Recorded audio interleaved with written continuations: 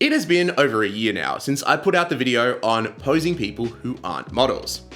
That video did really well, and I had a few people ask me for a video on posing men who aren't models. Well, ask and you shall receive, because in today's video, we'll be covering some helpful tips as well as a little behind the scenes of shooting with a man who isn't a model. Also, as a quick heads up, the guy who was originally meant to be in front of the camera unfortunately pulled out last minute, so my good friend John, who was originally only going to help film this video, kindly stepped in as the model. Now, despite his appearance, he has no experience with modeling, so it still works for this video. Anyway, let's head to the studio. So this is my friend John. Hi. Hello. Now, you're not a model. Let's just confirm that real quick. No. Okay, all right. The only reason I have to clarify this is because a lot of you guys in the last video said that Casey was apparently too good looking and that I needed to pick someone that was more sort of average looking for this shoot. The way that John looks does not change the fact that he doesn't really know what he's doing when it comes to posing. Can you attest to that? Yeah. Okay, I cool. hate having my photo taken. Yeah, he also hates having his photo taken. So I'm very grateful that he's helped us with this, because without his help right now, we wouldn't be able to make this video. So let's start shooting. Today we're actually going to be shooting with the Nikon DF and the 58mm f1.4G. And I've actually got the Godox 8600 Pro. So Godox actually sent this to me. This is a really cool studio light. I haven't had much opportunity to try it out yet, so this is my first proper shoot with it, but I'm very, very excited to see how it works. So let's get into it. For the first tip that I can give you when you're posing men is you want to try and broaden them and not narrow them. So opening the shoulders reads as strength on camera. More of the body facing the lens looks bigger and more solid. It's the same reason that shooting a woman's side on slims and elongates her. For a more masculine look, however, width does the opposite to your subject. So when you're taking photos of guys, you usually want to try and have them kind of stand straight on. But this is also really important because you don't want them to look like they're a soldier. So the tip that I gave in the last video, have them put more weight on their back foot, is also really important to do as well. So we've got the overhead lights on. Normally you probably wouldn't want to do this, but I'm filming a video, so we need light. This video is about posing. This video isn't necessarily about studio lighting. So let's get into it. So when you're standing like that, yeah, awkward. Just, you know, not great. As you can see, I mean, Yeah. yeah, it doesn't look very flattering. But now let's try. Stand facing me, put some weight on your back leg. Yeah, a little bit, and then kind of broaden your shoulders out. There you go, nice. There we go, immediately. So much better, look at that. Way better.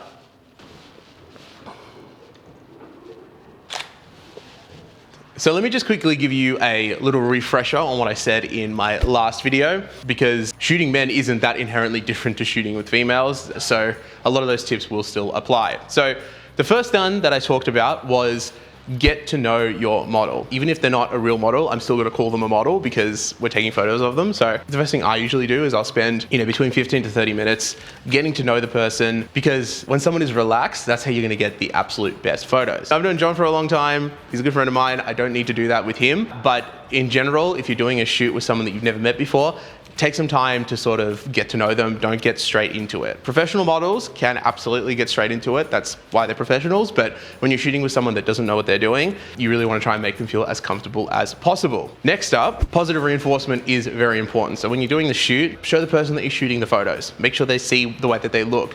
There might be something that they're not happy with, like an angle or something that they don't like. So I always try to show them on the back of the camera, or if you do tethered shooting, you can do that too. That's also really good. And just tell them that they're doing a great job. Be honest with them, but also don't be silent. Don't stay silent during the shoot. I think that's really important too.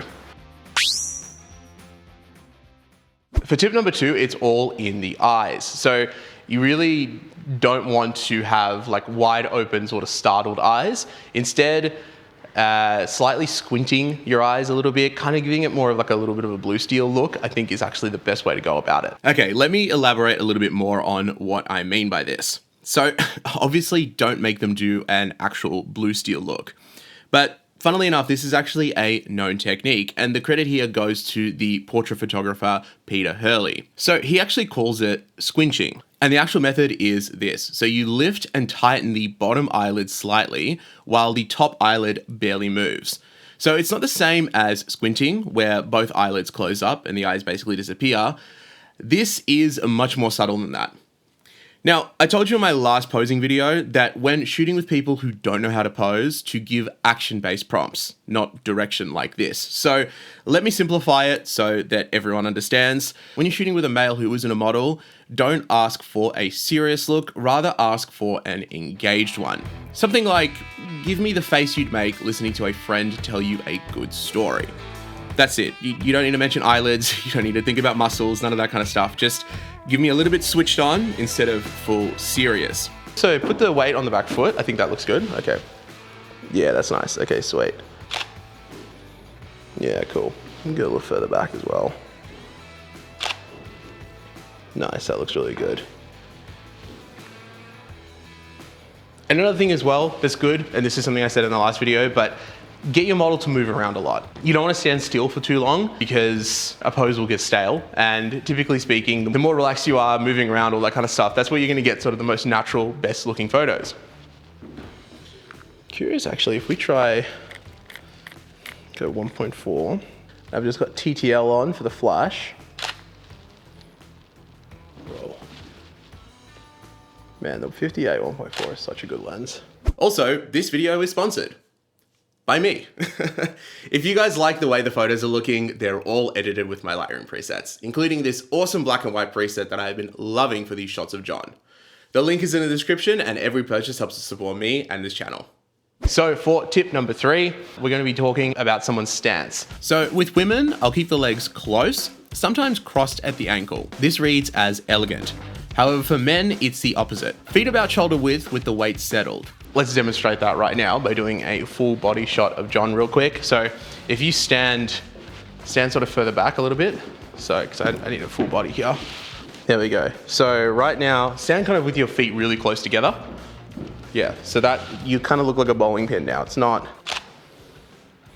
yeah, see that looks really awkward. Okay, so relax your shoulders a little bit. Feet apart. Don't give me the full fucking, what's his name? Have you seen the Willem Dafoe shoot? Oh, yeah. Yeah, he's like standing like that. No, don't do that. So, yeah, nice. There we go. That looks way better. Way better. We're getting a little bit more of a soldier stance here, so maybe put your left foot, a little bit of weight on your left foot. Yeah, perfect, like that. Yeah, sweet. That looks really good. It looks way better. Look at that. How much better does that look compared to this? Yeah. Do you know what I mean? Okay, so for the next tip, we're going to talk about the angles that you want to shoot at when you're shooting with a man. Now, typically speaking, when I shoot with females, I'll actually try to go sort of above. So I feel like when you go above someone, it makes them look a little more dainty. It really flatters their proportions really well. However, again, going back to the whole theme of making guys look more sort of broad and more masculine, I suppose, what you want to do is you want to try and shoot from a lower angle. So again, I'll get you to stand the way that you were standing before.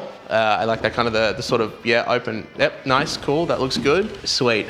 And then we just kind of go down here, looking at me. Yeah, sweet, that looks really good. Hey, that looks awesome. So you can just see the difference that just, you can't see me.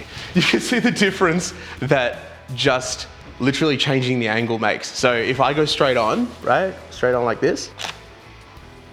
Yeah, I mean, that looks fine. It looks kind of like a LinkedIn headshot. But then if we just go down like this,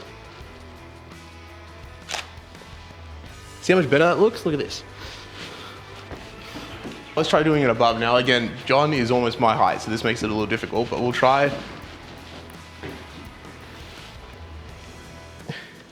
Can't like, I really stand on a stool to like,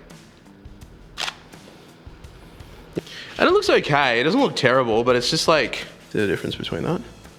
Yeah. Yeah, so angles are super important, and when you're shooting with guys especially, they can be extremely important. So lower down is very, very good. Just a quick side note before we move on, none of this is compulsory, and you can absolutely use these tips for women as well.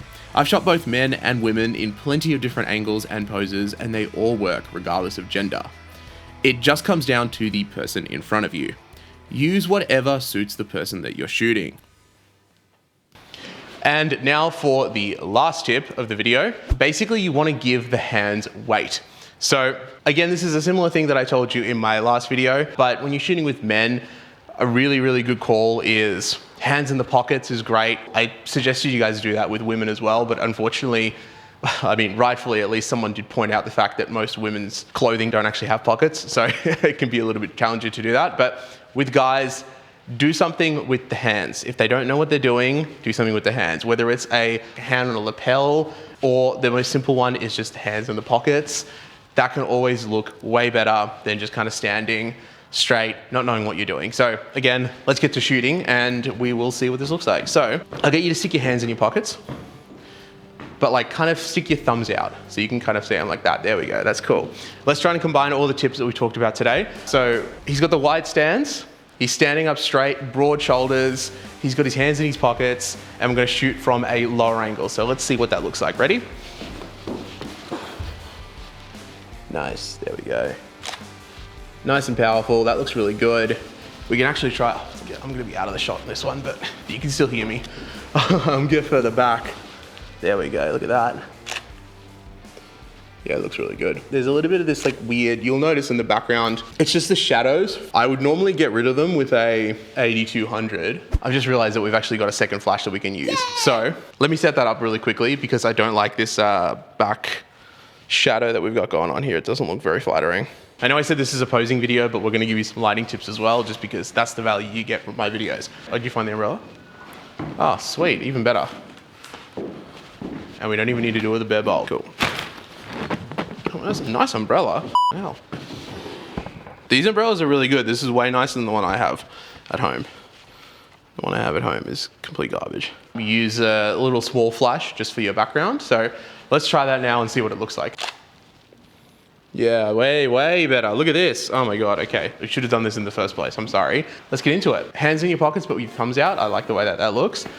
Broad feet, yep. Putting more weight on your back foot, perfect, that looks great. Again, we're doing a full body here. So from lower down, looking at me. Yeah, it looks really good. Looks great.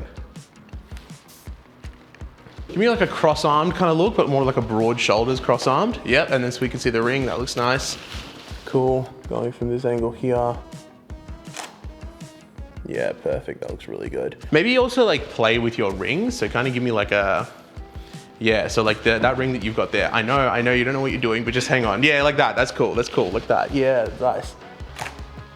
One thing that I actually think looks really cool is if you have a lens like the 58 1.4 and you switch it to like a really wide open aperture and get super nice and close, you get that like, it always kind of looks like, who's that photographer?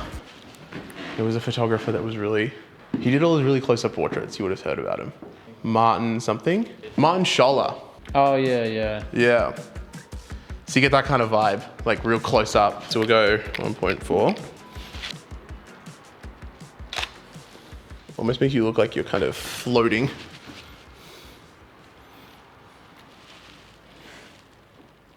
Okay, nice. Well, that's all for today. I hope you guys have enjoyed this video and let me know, do you have any tips for posing men that you'd like to share? Thank you guys so much for watching. I'll see you guys next week and have a great day.